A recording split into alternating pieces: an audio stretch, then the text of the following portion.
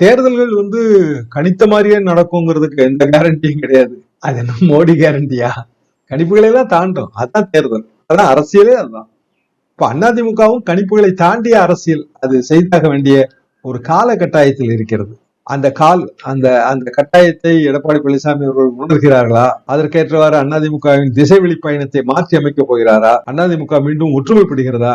இதெல்லாம் தான் இப்ப இருக்கிற கேள்வி. அதிமுக ஒற்றுமைப்படுவது தமிழ்நாட்டு அரசியலுக்கு நல்லது என்பதுதான் எனது கருத்து. 1972 இருந்து அதிமுகவை தொடர்ந்து பார்த்து வருவோம் என்ற முறையில் பல தலைவர்கள் பல்வேறு காரணங்களுக்காக பிரித்து சென்றிருக்கிறார்கள். அவர்களை இணைத்து பயணம் போவதில் என்ன சிக்கல் இருக்க போகிறது?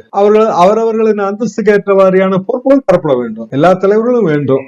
எடப்பாடி பழனிசாமியை தவிர்த்தோ அதிமுக இயங்க முடியாது. வேலுமணி அவர்களை தவிர்த்தோ அதிமுக இயங்க முடியாது. அதே போலதான் ஓபிஎஸ் அவர்கள், அதே போலதான் கே.சி. பழனிசாமி, பிற தலைவர்கள். டிடிவி தினகரன் மட்டும் தெளிவாக சொல்லிவிட்டார், நான் தனி கட்சி, அதிமுகவோடு இணைவது என்பது இனி முடியாது.